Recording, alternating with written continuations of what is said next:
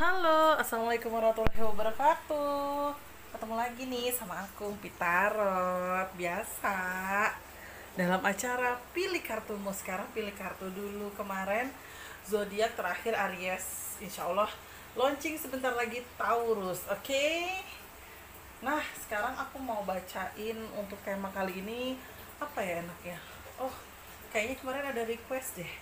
Pertanyaannya itu adalah kapan aku menikah.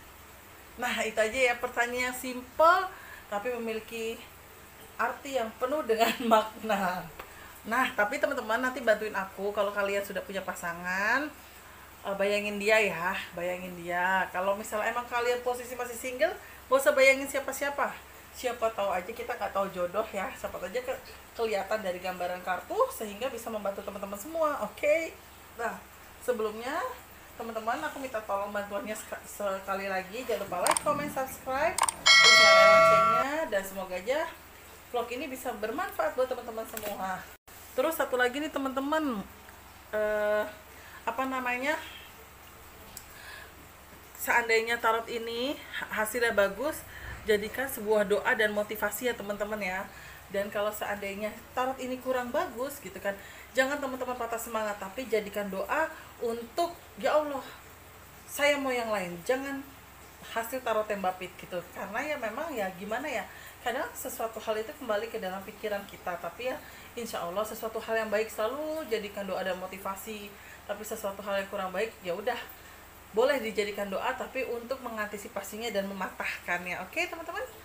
Nah, aku kocok kartu aku sekarang.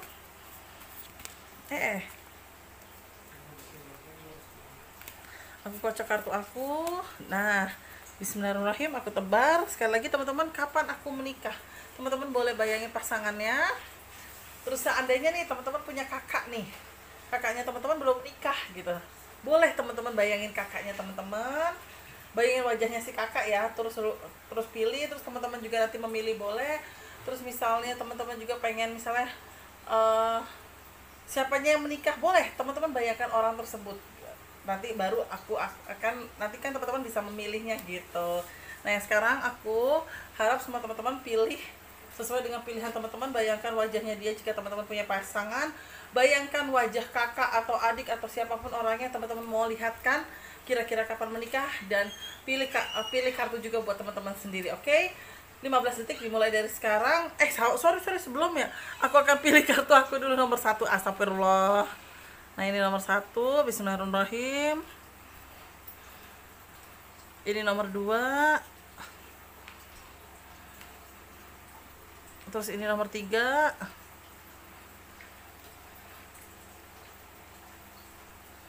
Ini nomor 4. Sudah. Sebentar aku rapikan dulu. 1, 2, 3, 4. Nah, ini udah 4.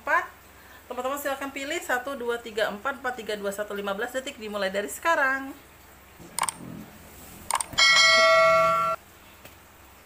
Udah.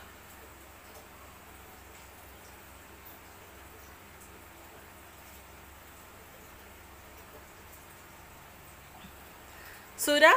Oke. Aku akan mulai bacakan dari nomor 1 dulu ya teman-teman ya. Bismillahirrahmanirrahim. Sekali lagi temanya kapan aku menikah. Bismillahirrahmanirrahim. Nomor 1. Wow.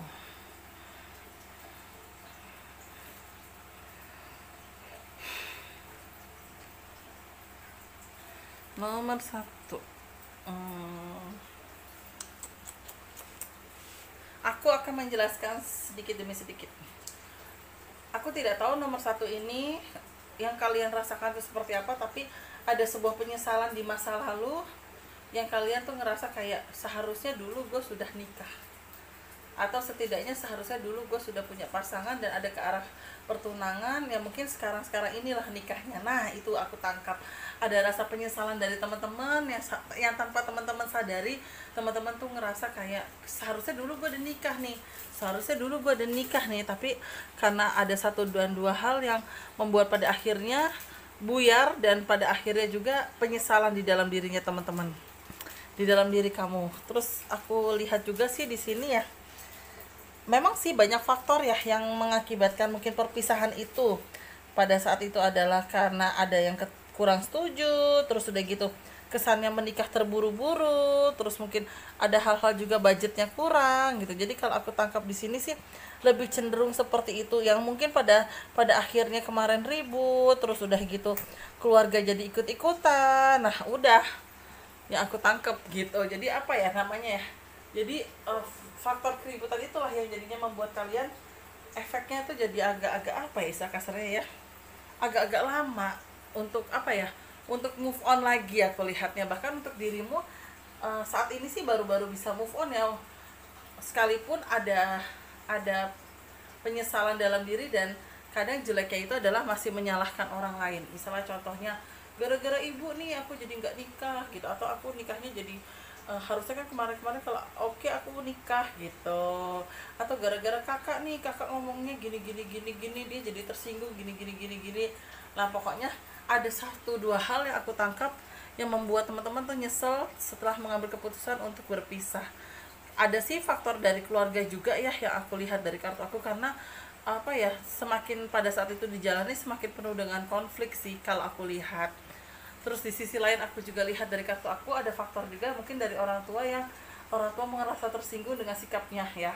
Ada beberapa hal yang mungkin orang tua tersinggung, harusnya jangan seperti ini, harusnya jangan seperti itu, tapi malah seperti ini gitu. Dan aku lihat juga dari kartu aku di sini sih lebih kecenderungan ke arah apa ya istilah kasarnya ya, eh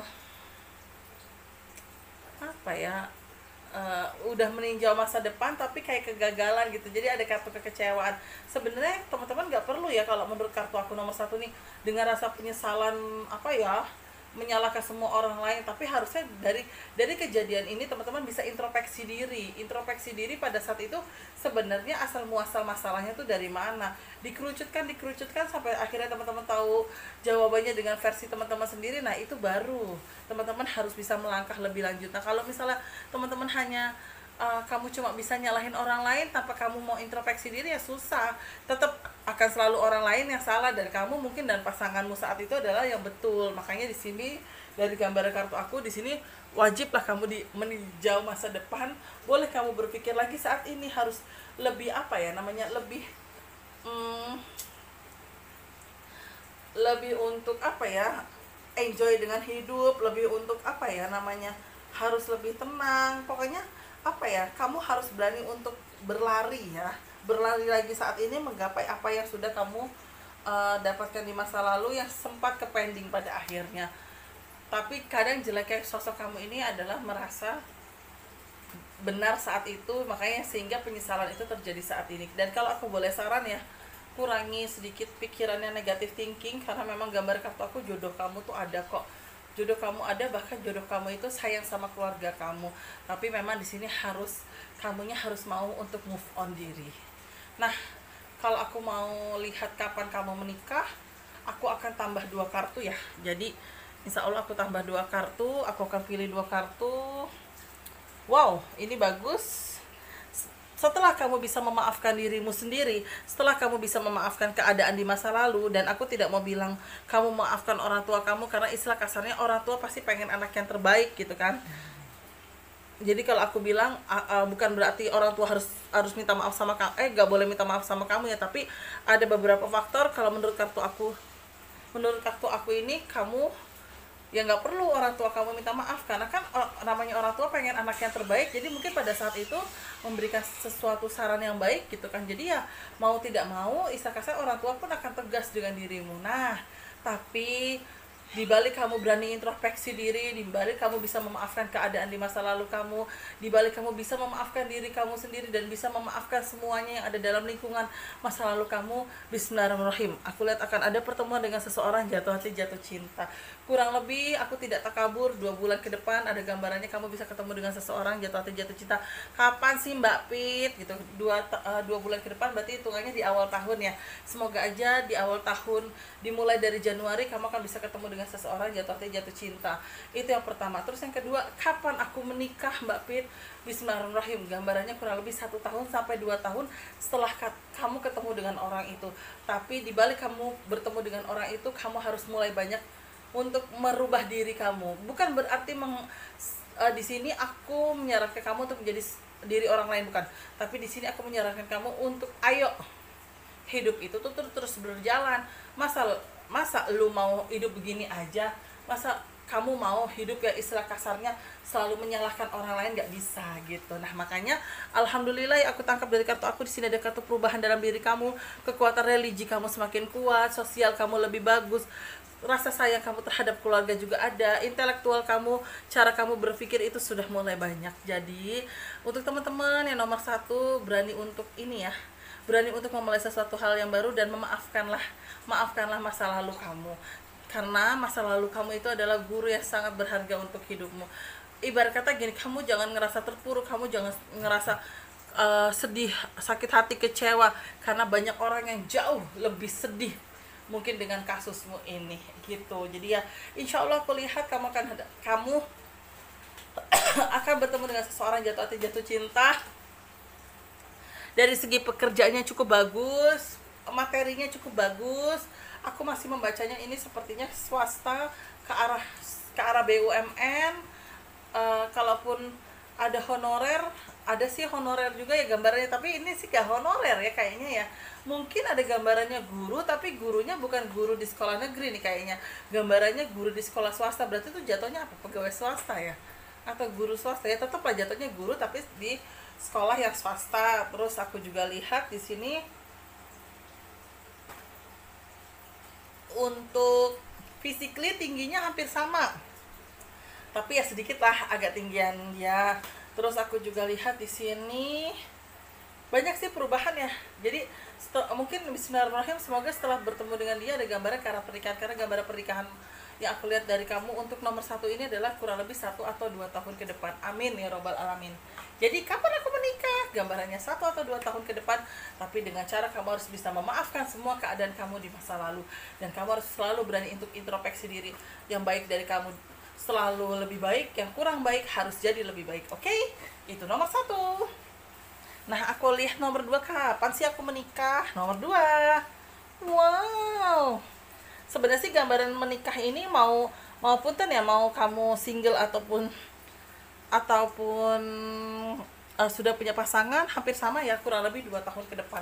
Cuma yang aku lihat ada beberapa faktor nantinya yang aku tangkap dari kartu aku ini adalah kamu dan pasanganmu seperti sama-sama mengontrol keuangan, mengontrol emosi, mengontrol keadaan yang ada. Jadi ya ibarat kata kamu juga belajar dari banyak pengalaman teman-teman, banyak pengalaman orang yang membuat kamu jadi termotivasi untuk maju. Untuk teman-teman juga yang single hampir sama sih, boleh kamu selalu mikirin pekerjaan, boleh kamu nyantai, gue mau kerja dulu, tapi di sisi lain kamu juga harus berani untuk buka hati, kamu juga harus berani untuk ibarat kata tebar pesona. Tebar pesona bukan berarti murahan ya, tapi tebar pesona rawat diri kamu gitu. Kalau ke tempat kerja atau work from home atau beberapa kali nanti ketemu dengan orang atau klien, pakai minyak wangi, rapikan diri kamu. Kalau apa ya ibarat kata ya, nanti kalau gue ngomong takutnya banyak kesinggung. Intinya gini, rawatlah diri kamu, mau pakai produk mahal sekalipun atau pakai murah atau tradisional nggak masalah, yang penting kamu bisa kelihatan bersih. Setidaknya kamu bisa, mau baju beli di ITC 100.000 3, mau sekalian mahal 1 juta, 2 juta, 10 juta, silakan. Yang penting kamu pede, apa yang kamu kenakan di dalam tubuh kamu itu bisa membuat aura kamu lebih bersinar. Karena yang aku lihat dari kartu aku, mau baik teman-teman yang single ataupun teman-teman yang sudah punya pasangan, ayo tata diri, kontrol situasi kondisi dirimu, kontrol keuangan kamu. Aku gajiku cuma 5 juta nih, gimana ya caranya aku bisa nabung, matiin 1 juta, kasih orang tua berapa, kasih anggap aja orang tua 1 juta, sisalah 3 juta. 3 juta lo mau buat apa? Lo punya utang, bayar 1 juta, sisa 2 juta, pakai nih 2 juta buat maintenance dirimu dan atau sejenisnya. Nah 1 juta yang udah dimasukin tabungan udah matiin, jangan diotrak-atrik. Nah istilah kasarnya kamu harus bisa mengontrol itu. Balik lagi, mengontrol sikap. Masa makin tua makin kayak lenje atau manja, kan nggak mungkin. Jadi makin tua harus makin lebih baik gitu kan, lebih semangat gitu. Tidak ada salahnya kamu pun harus berani introspeksi diri. Yang ketiga, rawat dong muka, bukan pakai filter. Nah kan sering ya ada ngomong kayak gitu. Bahkan adalah suami artis ngomong gini, muka tuh dirawat bukan dipakein filter. Nah, istilah kasarnya mungkin hampir sama aku bilang, nggak usah produk mahal selama kamu cocok pakai pakai masker yang ada di online yang bubuk-bubuk itu yang 5 ribuan. Kalau cocok jerawat kempes, aku aja pakai masker 5 ribuan jerawatku kempes gitu. Nah jadi ya nggak perlu hal-hal yang mahal yang harus kamu jor-jorkan. Yang penting bisa bermanfaat untuk dirimu, untuk menarik lawan jenis, dan untuk membuat aura kamu lebih bersinar. Nah kembali ke inti pertanyaannya, pasti nanti teman-teman, ini Mbak Fitri nggak nyambung nih, orang nanyanya kapan nikah, jawabnya yang lain. Hey, ini isi dari bagian tarot, bukan berarti ini jawaban yang ngelindur, tapi ini jawaban dari isi bagian tarot yang mungkin teman-teman tidak ketahui makna di dalamnya seperti apa. Selain memang ngurusin uang, ngurusin project, ngurusin pekerjaan, tapi ada unsur lain yang harus kamu perbaiki untuk kamu menarik lawan jenis atau jodohmu.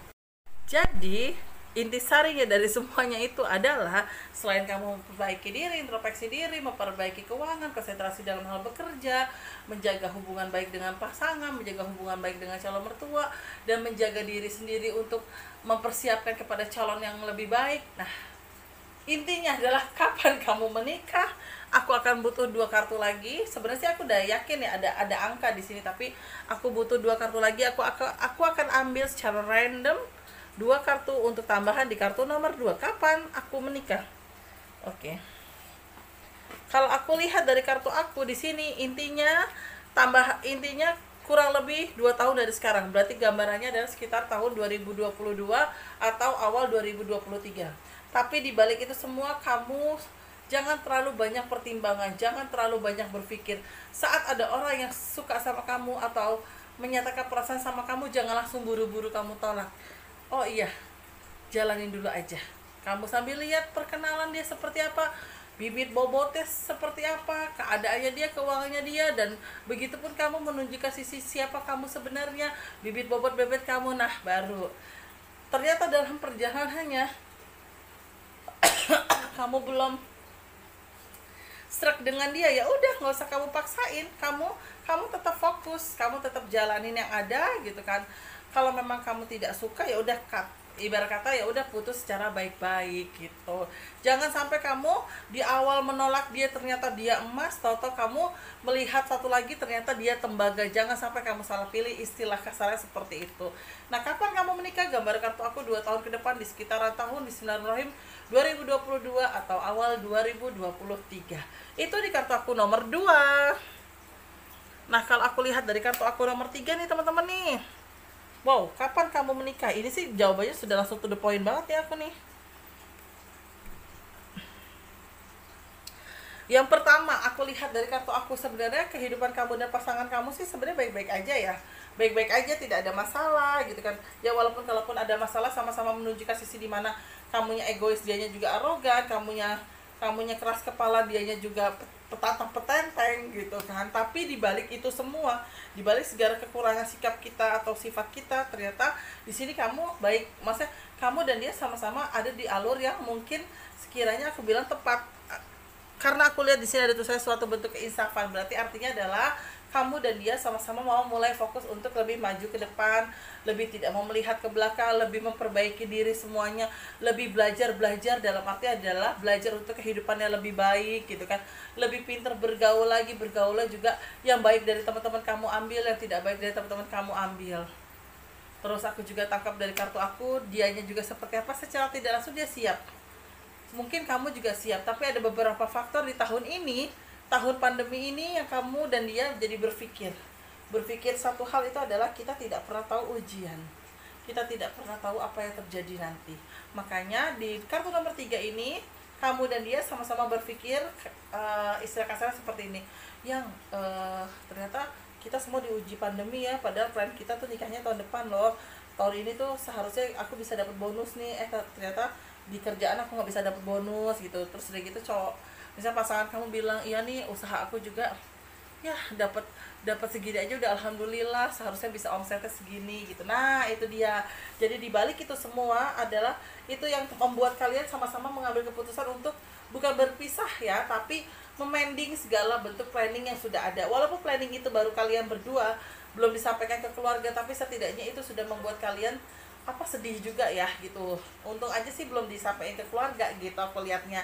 Dan pada akhirnya dengan keadaan pandemi ginilah kalian berdua baru berpikir adalah kita tidak pernah tahu nanti ujian apa sih Allah berikan, entah ujian pada diri kita sendiri atau hampir seluruh dunia, istilah kasarnya seperti itu. Nah itu dialah, makanya kamu dan dia itu pada akhirnya ke depannya tuh sama-sama fokus untuk pekerjaan.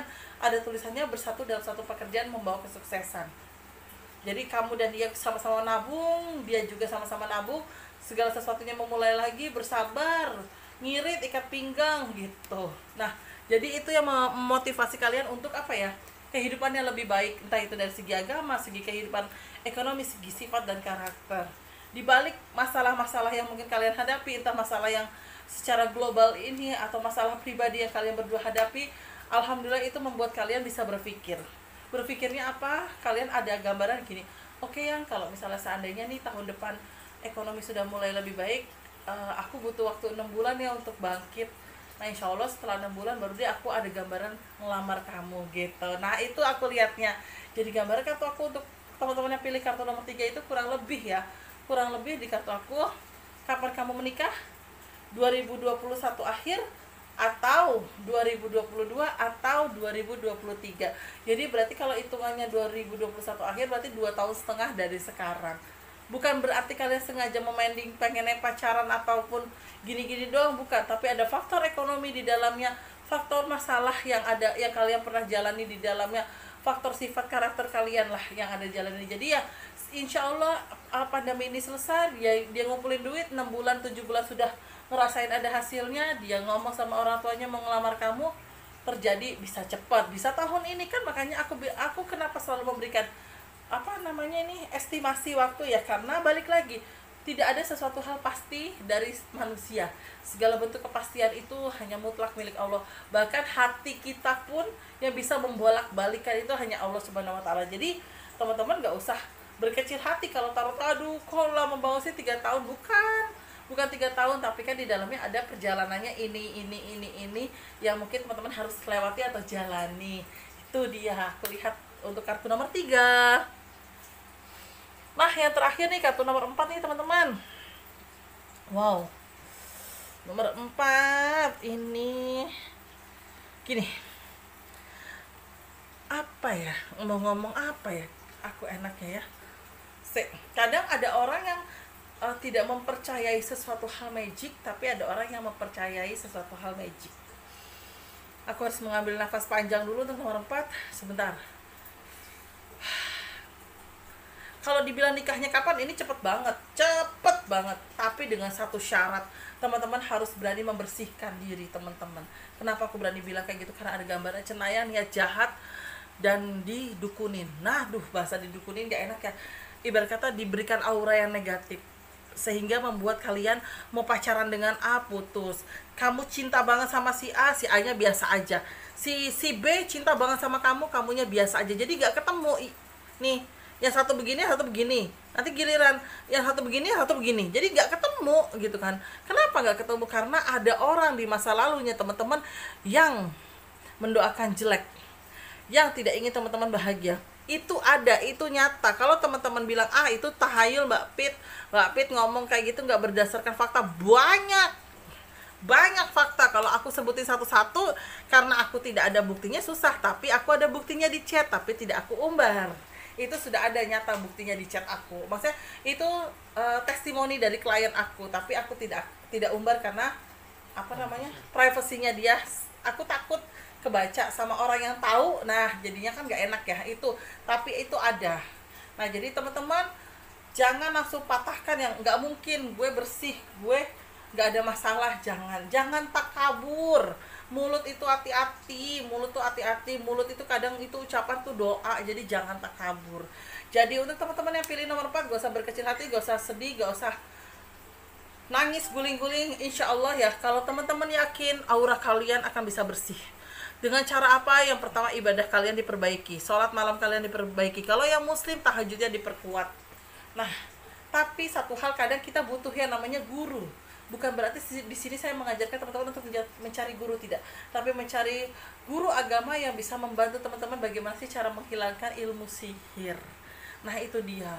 Nah, kalau aku boleh saran sama teman-teman yang pilih kartu nomor 4, sekali lagi gak usah berkecil hati, ayo bersihkan hati, bersihkan diri, perbaiki agama. Setelah gitu cari penangkalnya, cari obatnya. Obatnya itu kan luas. Obatnya itu dari doa, doa kedua orang tua kita, doa kamu habis cuci kaki orang tua kamu, apapun itu bentuknya doa. Dan insya Allah aku tidak kata kabur ya, setelah kamu membersihkan itu hanya gambar kartu kurang lebih 1 tahun dari kamu membersihkan itu, kamu bisa langsung menikah. Kenapa aku berani bilang? Karena jodoh kamu tuh sebenarnya sudah ada, tapi dihalang-halangi tembok yang tinggi yang kamu tidak tahu itu mencapai berapa meter, sehingga membuat kamu jadi kayak, ya Allah, sebenarnya saya ada apa, kok saya seperti ini sekali, kok saya jadinya drop banget gitu, kok saya cinta sama si Mas Bayu, kok Mas Bayunya biasa aja ya sama saya, giliran saya biasa aja sama si Budinya kok ngejar-ngejar saya. Nah, intinya seperti itu. Disinilah teman-teman harus berani untuk introspeksi diri, mawas diri, berhati-hati dengan ucapan. Mau sekiranya teman-teman menolak atau memutuskan pasangannya, teman-teman harus tahu karakternya dia dulu seperti apa. Jadi omongannya harus bisa tertata. Jangan sorry ya, gue gak suka sama Allah. Allah tuh gak level gue.